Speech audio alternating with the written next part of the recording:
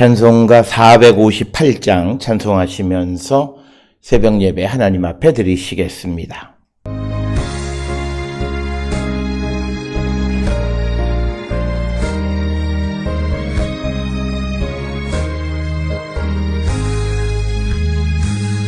너희 마음에 슬픔이 가득할 때 주가 위로해 주시리라. 마치 내가 지닌 나는 마음으로 너 십자가 지고 가라. 참 기쁜 마음으로 십자가 지고 가라. 내가 기쁘게 십자가 지고 가면 슬픈 마음이 위로만데 내를 따라서 주시는 은혜로서 가난 심령이 힘을 얻고 주가 언약한 말씀을 기억하고 너 십자가 지고 가라. 참 기쁜 마음으로 십자가 지고 가라.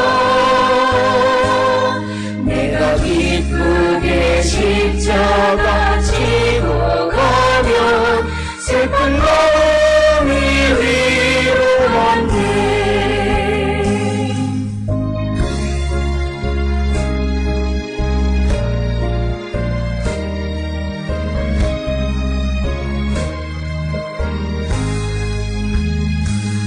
내가 맡은 일 성실히 행할 때에 주님 앞에서 상 받으리. 주가 베푸신 은혜를 감사하며 너 십자가 지고 가라. 참 기쁜 마음으로 십자가 지고 가라. 내가 기쁘게 십자가 지고 가면 슬픈 마음이 위로받네. 그러므로 여호와께서 내 의를 따라 갚으시되 그의 목전에서 내 손이 깨끗한 만큼 내게 갚으셨도다. 자비로운 자에게는 주의 자비로우심을 나타내시며 완전한 자에게는 주의 완전하심을 보이시며 깨끗한 자에게는 주의 깨끗하심을 보이시며 사악한 자에게는 주의 거스르심을 보이시리니 주께서 곤고한 백성은 구원하시고 교만한 눈은 낮추시리이다. 아멘. 사랑과 은혜가 충만하신 아버지 하나님 은혜를 감사합니다. 죄로 인하여 죽을 수밖에 없는 우리를 구원하기 위하여 독생자 예수 그리스도를 보내시고 하나님의 자비와 긍휼하심으로 우리를 죄와 사망에서 생명으로 인도해 주시오니 크신 은혜를 기억할 때 감사와 찬송과 영광을 돌리옵나이다. 우리 모든 성도들이 무엇보다도 주의 말씀대로 살아가고 하나님의 통치가 우리 안에 실현되어지므로 하나님께 영광 돌리는 거룩한 백성들이 되게 우리를 인도하시고 하나님 복 내려 주시옵소서. 아버지, 우리가 이 땅을 살아가며 그리스도로 말미암아 새 생명을 얻어 싸우니 이제는 진리 안에 머무는 자들 되게 하여 주시옵고 우리가 타인에 대하여 더 나아가 하나님에 대하여 열린 자세를 갖고 살아가는 저희들 되게 하여 주셔서 우리가 서로를 향한 열린 눈과 귀를 가지고 우리가 순종하는 삶을 사는 우리 모든 성도 되게 인도하시고 하나님 복 내려 주시옵소서. 아버지, 주의 성령이 오시면 우리를 모든 진리 가운데로 인도하신다 말씀하셨사오니 아버지, 우리가 성령의 충만한 가운데에서 하나님의 일을 분별하는 자 되게 하시고 더욱더 하나님의 뜻을 이루고 성령의 충만한 가운데 예수를 그리스도로 증거하는 일에 앞장서는 우리 모두가 되게 인도하여 주시옵고, 성령의 능력 안에서 우리가 하나님의 말씀대로 살아가기를 결단하는 우리 모든 성도 되어서 우리가 살고 있는 곳에서 빛되게 하시고 소금되게 하여 주셔서 많은 생명을 주께로 인도하는 귀한 백성들로 우리를 축복하여 주시옵소서. 특별히 우리가 살고 있는 이 땅은 코로나19로 모든 일상이 깨어지고 심지어 하나님 앞에 나오는 이 예배의 자리까지도 위협을 받는 이 시대에 하나님, 우리에게서 이 질병을 몰아내주시고 하나님이 주시는 참된 평화를 누리며 살아가는 우리 모두가 되게 인도하여 주시옵고, 아버지, 이 땅의 진정으로 하나님께서 주시는 평강을 누리며 살아갈 수 있도록 주님 도우시고, 이제 오늘로부터 이 땅의 고3 학생들이 개학을 하면서 수업을 할 때에 하나님, 그들 가운데에 이 코로나19가 확산되어지지 않도록 하나님 그들을 지켜주시고, 이 땅에 이 질병으로 더 이상 생명을 잃어버리는 자들이 없도록 인도하시고 복내려 주시오며, 여러 가지 어려움으로 말미암아 우리의 모든 일상이 위협받는 이때에 우리가 하나님께로 돌아감으로 이 모든 문제를 근본적으로 해결해 나가는 우리 모든 성도되게 인도하여 주시옵소서. 오늘도 우리를 세상에 보내시는 하나님의 뜻이 무엇인지를 기억하는 저희들 되게 하시고, 우리가 예수를 믿는 자라 말하면서도 자기 자신의 구원의 문제에만 매달려 있거나 자기 자신의 일상의 문제에 매여 있는 자들이 아니라 우리를 구원하신 하나님의 선하신 뜻, 우리를 통하여 이 땅을 구원하고자 하는 주님의 뜻을 이루며 살아가는 저희들 되어서 오늘도 하나님께 쓰임받고 하나님 우리에게 허락하신 사명에 충실한 삶을 살기로 결단하는 우리 모든 성도 되게 인도하시고 하나님 복내려 주시옵소서. 오늘도 주의 성령이 우리와 함께하여 주셔서 우리 모든 성도들의 삶에 하나님 개입하시고 간섭하여 주셔서 어렵고 힘든 이들을 위로하시고 연약한 이들을 강하게 하시고 병든 자의 병을 낫게 하시고 하나님 도와주셔서 어떠한 처지에 있든지 간에 주의 도우심으로 말미암아 하나님의 영광 가운데 나가는 우리 모든 성도 되게 인도하여 주시옵소서. 특별히 건강이 연약한 자들의 건강을 붙들어 주시고 여러 가지 어려움 가운데 있는 이들 하나님께 모든 것들을 맡김으로 주의 인도함을 받는 자들에게 이끌어 주시옵고, 특별히 아버지, 이 전염병이 만연한 이때에 여러 가지 어려움 가운데 있는 이들을 하나님 위로하시고 그들의 손을 잡아 주시옵고, 그들이 이 어려운 때를 통하여 더욱더 하나님을 발견할 수 있는 영의 눈을 하나님 열어 주시옵소서. 아버지, 우리 모든 성도들이 오늘도 주 안에서 열심히 애쓰고 수고하는 모든 것들이 아름다운 열매를 맺어갈 수 있도록 주님 인도하시고 복내려 주시옵고, 어느 곳에 있든지 아버지의 뜻을 이루기를 힘쓰는 우리 모든 성도 되게 하시고, 어떤 상황 속에 있든지 내가 누구인가를 분명히 깨닫고 그 뜻 안에 살기를 결단하는 우리 모든 성도 되게 인도하여 주시옵소서. 오늘도 주시는 말씀 안에 은혜 받는 시간 되게 인도하여 주시옵기를 바라옵고, 이 모든 말씀 우리 주 예수 그리스도의 이름으로 기도드렸사옵나이다. 아멘. 하늘에 계신 우리 아버지여, 이름이 거룩히 여김을 받으시오며 나라가 임하시오며 뜻이 하늘에서 이루어진 것 같이 땅에서도 이루어지이다. 오늘 우리에게 일용할 양식을 주시옵고 우리가 우리에게 죄 지은 자를 사하여 준 것 같이 우리 죄를 사하여 주시옵고 우리를 시험에 들게 하지 마시옵고 다만 악에서 구하시옵소서. 나라와 권세와 영광이 아버지께 영원히 있사옵나이다. 아멘.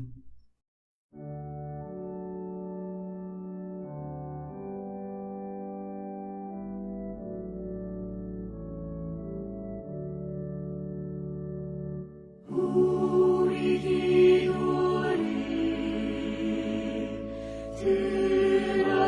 들어주시고 주님의 평화를 내려주시고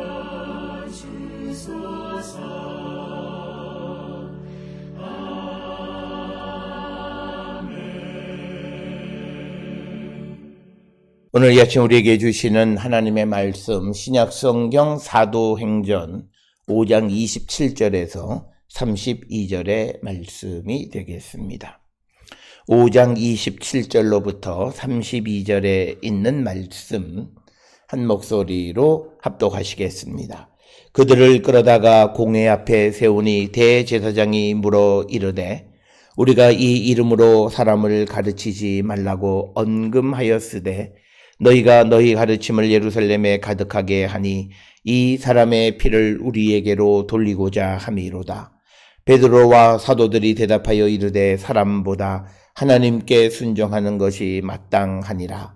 너희가 나무에 달아 죽인 예수를 우리 조상의 하나님이 살리시고 이스라엘에게 회개함과 죄사함을 주시려고 그를 오른손으로 높이사 임금과 구주로 삼으셨느니라. 우리는 이 일의 증인이요 하나님이 자기에게 순종하는 사람들에게 주신 성령도 그러하니라 하더라. 아멘. 오늘 우리가 함께 읽은 사도행전 5장 27절로부터 32절에 있는 말씀은 다시 베드로와 사도들이 공회에 잡혀가서 이제 신문을 받을 때에 이제 그 대화를 통해서 사도들의 사명이 무엇이고 그리고 하나님의 절대 주권이 어떤 것이고 하나님의 계획이 무엇인가라고 하는 것을 우리에게 분명하게 가르쳐주는 말씀이 오늘 우리가 함께 읽은 27절로부터 32절의 말씀이 되겠습니다. 오늘 주시는 이 본문 27절로부터 32절에 보면 여러 차례 공회 앞에 세워지는 사도들의 모습, 따라서 예수의 이름을 증거하기 위해서 모진 순환과 고난을 받는 사도들의 모습을 우리에게 가르쳐주고 있고, 그리고 그런 어려움 속에서도 당당히 자신의 역할이 무엇인가를 잊지 않는 사도들의 모습, 따라서 우리가 성령 공동체로서 성령의 선물을 받고 그리고 예수를 따르는 사람으로서 우리가 살아야 하는 삶의 모습이 어떤 모습이어야 하는가, 바로 오늘 이 베드로와 사도들이 보여주는 이 모습이 바로 우리의 모습이 되어야 하겠고, 우리는 우리의 환경과 처지로 말미암아 하나님께서 우리에게 명하신 사명을 게을리하거나 등한시하게 되면 결국 그것이 우리가 불충한 자다라고 하는 사실을 우리는 꼭 기억을 하셔야 됩니다. 그것은 우리가 어떤 상황 속에서도 항상 하나님을 기억하여야 되고, 어떤 상황 속에서도 우리의 삶은 오직 그리스도를 위한 삶을 살아야 되는 것을 우리에게 보여주는 겁니다. 따라서 오늘 주시는 본문의 말씀에서 사도라고 하는 어떤 특별한 그런 임무가 부여되어진 그런 사람이라고 하는 것을 넘어서서 우리가 예수를 믿는다라고 하는 것의 의미가 뭐냐? 더 나아가서 내가 성령을 선물로 받은 성령 공동체의 한 구성원으로서 내가 살아야 하는 삶의 자세가 어떤 것이어야 하는가라고 하는 것은 이제는 우리가 하나님에 의해서 택함을 받은 사람으로서 우리는 다른 것에 의해서 영향을 받는 자들이 되면 안 된다라고 하는 것을 우리에게 분명히 가르쳐 줍니다. 많은 사람들은 우리가 살고 있는 환경으로 말미암아 영향받는 것을 당연하고 또 사람이기 때문에 어쩔 수 없다라고 말합니다만, 그것은 그냥 자연인인 사람은 그렇습니다만 우리가 이제 성령의 선물을 통해서 권능을 받은 사람으로서는 그럴 수가 없다라고 하는 겁니다. 그래서 우리가 성령을 체험하고 성령의 능력 안에 사는 사람과 그렇지 못한 사람의 가장 큰 차이는 성령 안에 살아가는 사람은 환경과 처지에 관계없이 자신에게 주어진 사명에 충실하는 겁니다. 오늘 우리가 주시는 이 본문의 말씀에 베드로와 사도들도 마찬가지예요. 그들이 성전에서 가르치다가 잡혀서 옥에 갇히고 다시 석방되어지고 다시 잡히고 하는 일을 반복하면서 협박도 당하고 또 매를 맞기도 하고 하는 그런 우여곡절 속에서도 다시 하나님의 사자가 나타나서 그들에게 성전에 가서 가르치라고 하는 말씀을 주셨을 때 그들은 자신의 환경과 처지를 그 이유로 자신의 사명을 게을리하지 아니하고 다시 이른 새벽에 성전으로 달려가서 사람들을 가르치다가 다시 끌려와서 오늘 27절에 공회 앞에 세워지는 모습입니다.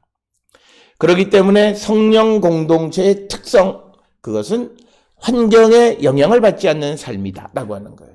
그래서 성령이 우리에게 주시는 가장 큰 은혜는 뭐냐? 성령은 하나님께서 우리를 홀로 고아처럼 내버려 두지 않고 우리를 인도하고 우리를 지키시기 위해서 보혜사 성령을 보내주신 거예요. 그렇기 때문에 보혜사 성령의 능력 안에 살아가는 사람은 어떤 환경 속에서도 흔들리거나 요동하는 삶을 살 수 없다라고 하는 것입니다. 오늘날 우리가 종교 현상적으로 각 교회들에서 또 목사님들이 말씀을 할 때 우리가 사람이기 때문에 어쩌고 저쩌고 말하는 모든 것들은 성경이 우리에게 증거하는 성령 안에 있는 사람의 모습은 아닙니다. 그들이 하는 말은 전부 다가 인간적인 말로 이렇다 저렇다 이야기하고 인간적인 관점에서 우리가 모든 것을 보기 때문에 그런 것인데, 오늘 우리가 베드로와 사도 그들의 모습을 보면 그들의 상황이 어떠하든지 간에 권력으로 그들을 누르고 권력으로 그들이 하는 일을 금하고 권력으로 그들을 협박하는 상황 속에서도 그들은 딱 한마디, 하나님께 순종하는 것이 마땅하다라고 하는 이 말로써 그들은 그리스도의 증인의 삶을 살기를 포기하지 않는 이 모습이 바로 성령 공동체 안에 있는 구성원의 삶의 모습이다라는 거죠. 오늘 우리는 이 모습을 본받는 자가 되어야 합니다. 오늘 우리가 교회의 그 주변에 보면 성령을 체험했다라고 하는 사람들이 수없이 많이 등장을 합니다. 그래서 자기가 성령을 체험한 그 체험들을 말하기도 합니다. 그러나 그렇게 성령 체험을 하고 성령의 그 능력 안에 살아가는 사람들의 특성이 뭐냐? 흔들리지 않고 요동하지 않고 어떤 겁박, 어떤 환경이 온다 할지라도 자신에게 주어진 사명, 그것을 게을리하지 않는 모습이다. 따라서 오늘 주시는 27절로부터 32절에 등장하는 이 베드로와 사도들의 삶의 모습, 특히 그리스도를 위하여 살아가는 그들의 모습을 통해서 우리는 우리의 삶을 한 번쯤 우리가 성찰하고 우리가 회개하고 주께로 돌아가고 지금 이대로의 우리의 모습으로는 안 된다라고 하는 겁니다. 오늘 우리는 이 땅을 살아가면서 환경의 변화, 코로나19로 말미암아 변화된 환경으로 두려움을 갖는 이들이 많습니다. 그것 때문에 염려하고 근심하고 걱정합니다. 그러나 문제는 교회의 구성원들이 성령 공동체, 성령을 선물로 받은 자들의 그 모임이라고 하면 그들은 걱정할 것이 없어요. 성령 안에 살아가는 사람들은 환경의 영향을 받지 않기 때문입니다.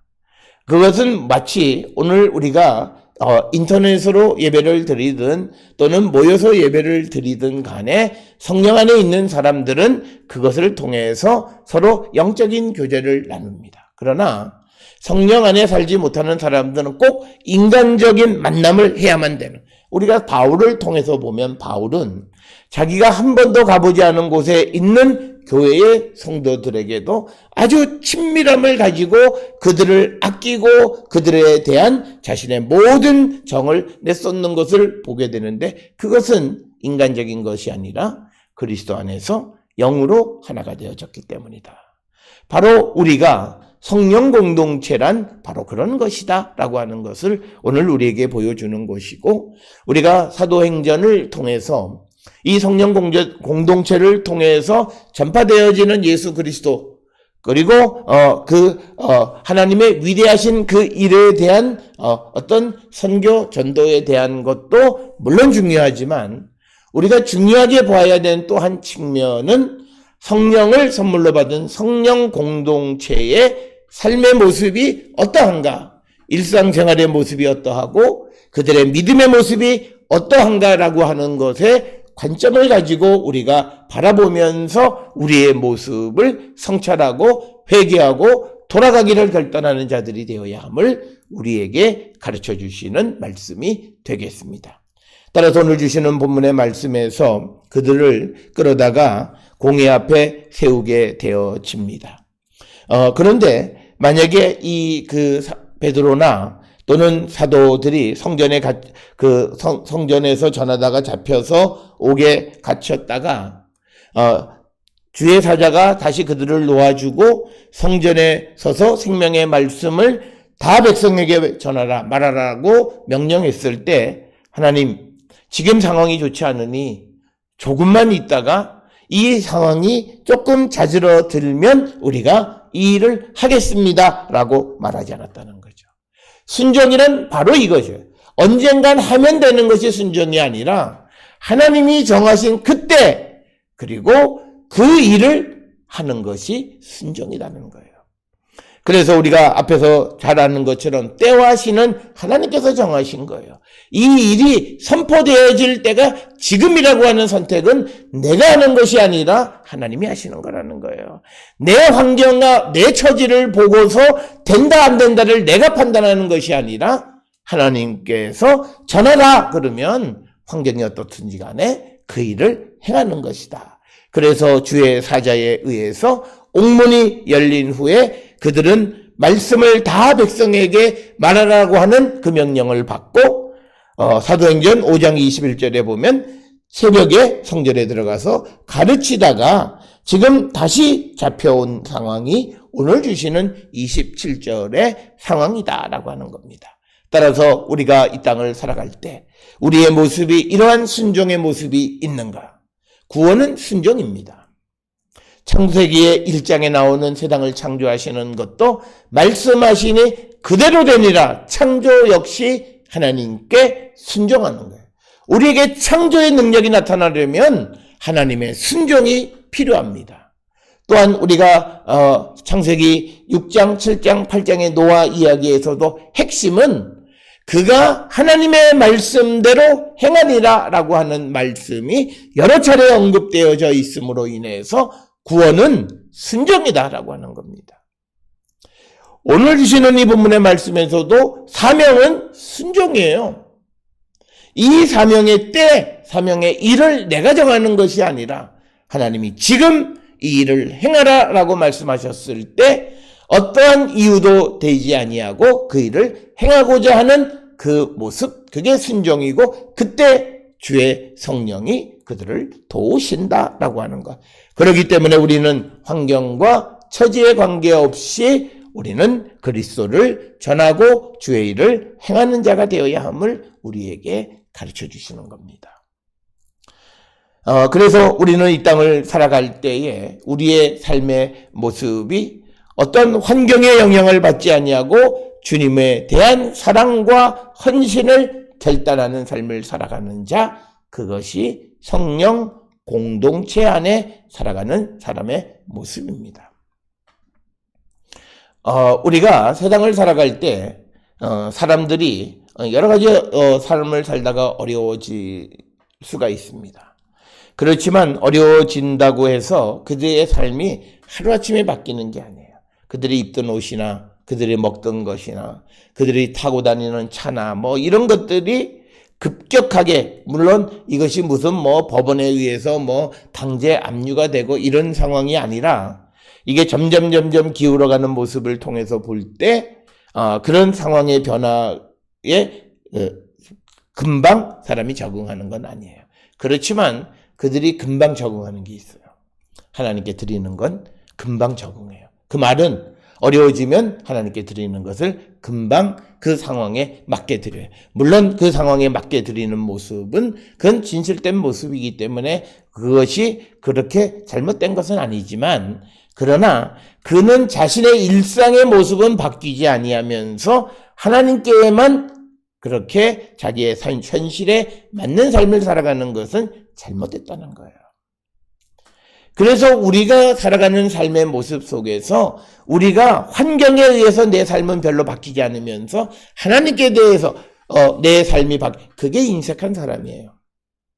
하나님께 대해서 그가 부여하지 못한 사람이기 때문에 그런 삶을 살아가는 것이라는 거죠. 오늘 우리가 주시는 27절로부터 32절에 이 있는 말씀을 통해서 우리는 우리의 삶이 하나님께 어려운 상황 속에서도 헌신을 결단하고 있는가 돌아보는 삶을 살아야 되고, 육신으로는 결단하는 삶을 살 수는 없지만 성령을 선물로 받았을 때 성령 공동체 안에 있는 자는 그런 삶을 살아갈 수 있다는 거예요. 오늘 그걸 우리에게 보여주시는 이 27절로부터 32절에 주시는 말씀이 우리에게 보여주는 그런 삶의 프레임을 우리에게 가르쳐 주는 거고, 이제 오늘 주시는 말씀의 하이라이트는 오늘 우리가 읽은 30절, 31절에 있는 말씀입니다. 30절의 말씀에 보게 되면 너희가 나무에 달아 죽인 예수를 우리 조상의 하나님이 살리시고 이스라엘에게 회개함과 죄사함을 주시려고 그를 오른손으로 높이사 임금과 구주로 삼으셨느니라 라고 하는 말씀입니다. 오늘 주시는 본문의 말씀에서 특히 사도행전에 여러 차례 강조되어지는 말씀은 뭐냐면 하나님이 하시는 일과 사람이 하는 일이 서로 다른 모습을 보여주고 있어요.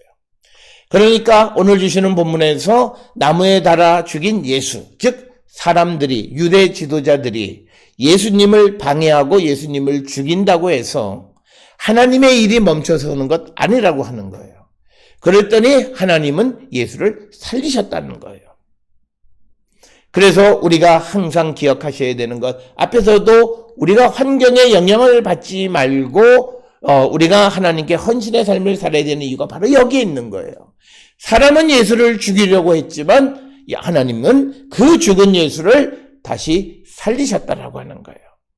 따라서 우리가 왜 하나님께 순종하는 것이 마땅하다고 29절에서 베드로와 사도들이 대답을 했냐면 바로 이것 때문이에요.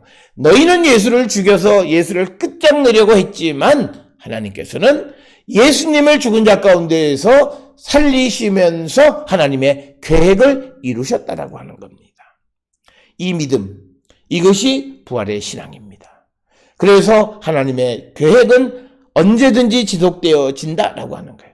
우리가 사람을 살다 보면 어떤 이들은 자기의 환경이 좋았을 때 하나님에 대해서 원대한 꿈을 꾸고 하나님의 일에 대해서 그런 큰 그림을 가지고 있지만 상황이 어려워지면 그걸 내가 언제 그랬냐고 이걸 다 잊어버리는 거예요.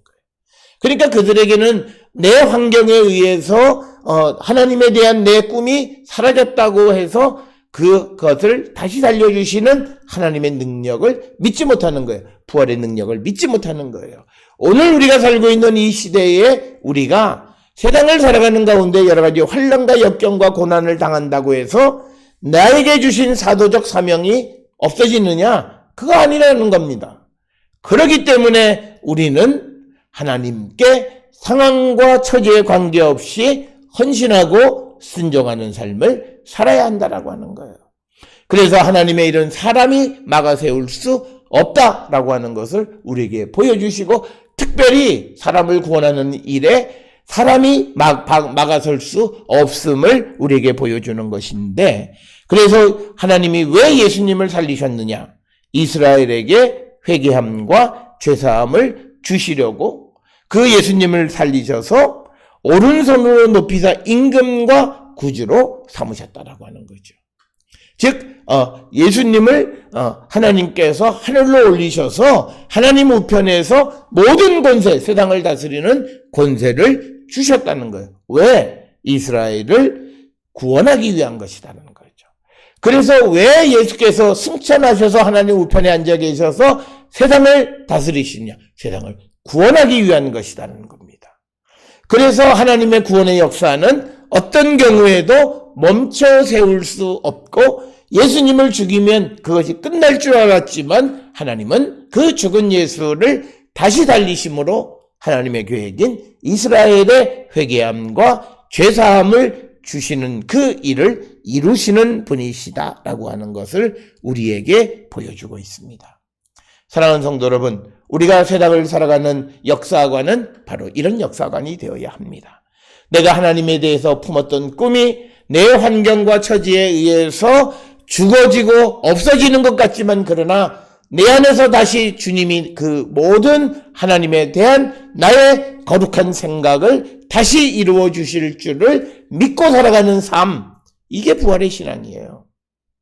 환경과 처지로 말미암아 전전긍긍하고 어찌할 줄 모르고 살아가는 그런 삶이 아니라, 비록 내가 어렵고 힘든 가운데 있지만 그럼에도 내게 주신 하나님의 그 거룩한 사명은 아직도 유효하기 때문에 나는 주를 위하여 순종하는 삶. 그래서 베드로와 사도가 하나님께 순종하는 것이 마땅하다. 사람보다, 여기서 말하는 사람은 보통 사람이 아니에요. 유대의 권력자예요. 지금 자기들을 몇 차례 공회를 잡아와서 죽이려고 하는 그런 위협 속에서도 사람의 말을 듣기보다는 하나님께 순종하는 삶을 살아가는 것은 하나님께서 내게 주신 사명과 내게 주신 하나님의 목적과 뜻이 성취되어짐을 믿기 때문입니다. 따라서 우리가 세상을 살아갈 때 믿음 있는 사람, 부활의 신앙을 갖고 살아가는 자들의 삶은 바로 그런 것이 되어야 함을 우리에게 가르쳐 주면서 32절에 이제 사도의 역할이 뭐냐. 그래서 사도와 베드로는 말하기를 우리는 이 일의 증인이다. 즉 하나님이 행하신 놀라운 일, 하나님이 행하신 위대한 일, 즉 예수님을 죽은 자 가운데에서 살리셨을 뿐만 아니라 이스라엘을 회개와 제사함을 통해서 구원하기 위해서 예수를 승천해서 하나님 우편에서 세상의 모든 권세를 가지고 세상을 다스리게 하셨다라고 하는 거예요. 이 일에 우리가 증인이고 뿐만 아니라 하나님이 자기에게 순종하는 사람들에게 주신 성령도 그러하다. 오늘 주시는 본문에서 누구에게 성령을 주시는가 딱 한 절, 한 구절이 우리에게 말합니다. 자기에게 순종하는 사람들. 우리는 이제 5월 31일 주간이 성령 강림 주간입니다. 우리는 성령의 충만함을 사모합니다.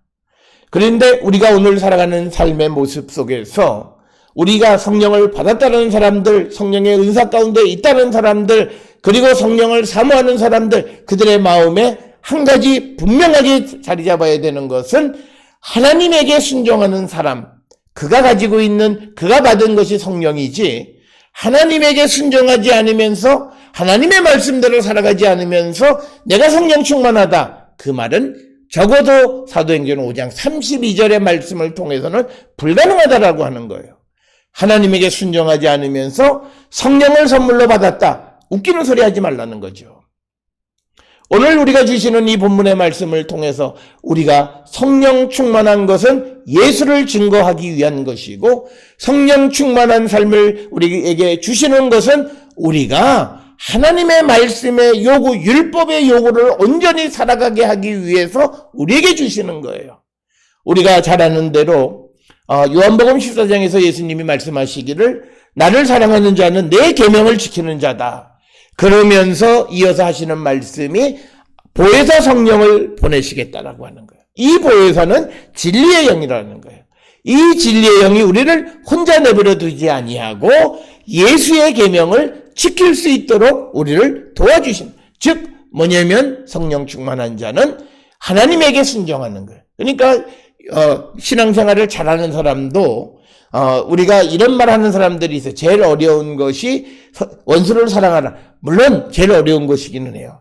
그런데 내가 성령 체험을 했다고 말하면서 나는 저 사람 미워, 저 사람 사랑하지 못, 그거는 있을 수 없어요.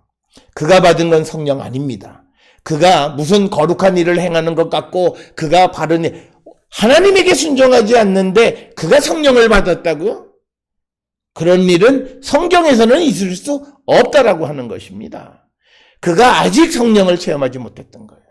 그래서 그는 아직 예수의 말씀대로 살지도 않고 살 생각도 없어요. 그래서 오랜 믿음의 삶을 살아갔다라고 하면서도 미워하는 자를 마음속에서 용서하지 못하고, 그래서 그 미움의 한을 가지고 살아가요. 그래서 예수를 믿는다는 사람이 한 때문에 죽어요. 말이 돼요? 그게 말이 되냐고요? 그건 성령이 그에게 없기 때문이에요. 오늘 주시는 32절에 성령을 누구에게 주시느냐? 하나님이 자기에게 순종하는 사람들에게 주신 성령이에요. 굉장히 중요한 거예요. 오늘 우리가 세상을 살아가면서 성령 체험했다 그러고 뭐 어쩌고 저쩌고 하는데 그가 살아가는 삶이 예수의 말씀대로 살고 하나님의 말씀대로 사느냐? 그렇지 못하면 그건 성령 아니에요. 그걸 우리가 분명하게 기억하셔야 돼요. 그래서 우리는 오늘 주시는 이 본문의 말씀을 통해 우리를 성찰하셔요. 내 삶이 하나님에게 순종하는 삶을 살고 있느냐? 하나님이 하신 말씀에 순종하느냐? 만약 그러지 못하면 그는 성령을 받을 수 없어요. 그리고 성령을 받지 못하니까 그는 하나님의 사랑도 받을 수 없어요. 왜? 예수님 말씀하세요. 하나님이 예수님을 사랑한 것 같이 또 우리가 예수님을 사랑해야 그가 하나님의 사랑을 받아요. 그런데 우리가 예수님을 사랑하는 것은 예수께서 우리에게 주신 대로 서로 사랑하라 이 말씀을 우리가 지키지 못하면 우리는 하나님의 사랑 못 받는다고요. 교회를 몇십 대를 다녀도 소용없는 짓이라는 거예요. 그래서 우리에게 성령을 주시는 거예요. 그래서 오늘 이 아침 우리는 오늘 주시는 27절로부터 32절에 왜 베드로와 사도들이 이런 어려운 환경 속에서도 당당할 수 있었는가?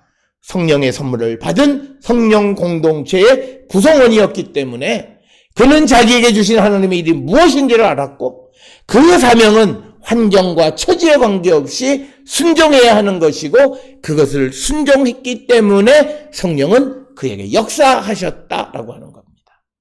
오늘 주시는 이 본문의 말씀을 통해서 우리 한번 돌아보세요.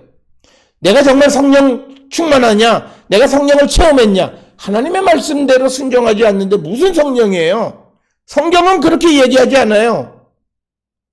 오늘 주시는 본문을 통해서 우리의 모습을 돌아보면서 오늘도 우리가 세상을 향해 보냄을 받고 우리에게 주신 사명을 살아갑니다.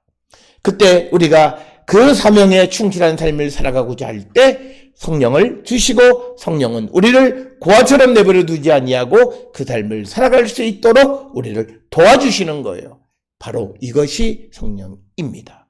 그리고 성령 안에 있을 때 우리는 사람의 말보다 하나님에게 순종하는 그런 삶을 살아가는 자가 될 수 있고 환경에 영향받지 않는 삶을 사는 참다운 그리스도인이 될 수 있음을 우리에게 가르쳐주고 오늘 베드로와 사도의 모습들이 바로 이 모습임을 우리가 꼭 기억하셔서 우리 모든 성도들의 삶이 성령 충만함으로 흔들리지 않고 우리가 환경의 영향을 받지 않고 하나님께 순종하는 삶을 사는 우리 모든 성도들이 될 수 있기를 주의 이름으로 축원합니다. 기도하시겠습니다.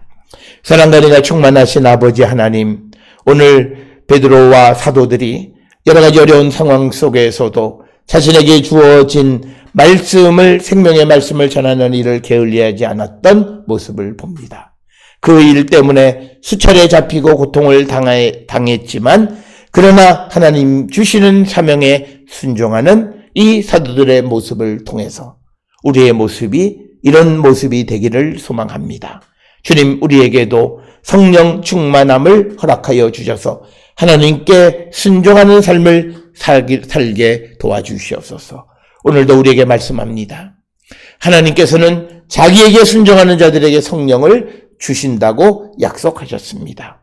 우리의 삶이 하나님의 말씀대로 살고 있는가 성찰하게 하시고 하나님께 순종함으로 성령 안에 살아가는 거룩한 성도 되게 우리를 인도하시고 복내려 주시옵소서. 오늘도 믿음 안에 승리하는 저희들로 인도하여 주시옵소서. 이제는 우리 주 예수 그리스도의 은혜와 하나님 아버지의 무한하신 사랑과 성령의 위로 역사 교통하심이 성령의 충만한 가운데에서 맡겨진 사명에 충실한 삶을 살기로 결단하며 세상을 향해 나가는 우리 모든 성도들 머리 위에 지금으로부터 영원토록 함께 할지어다. 아멘.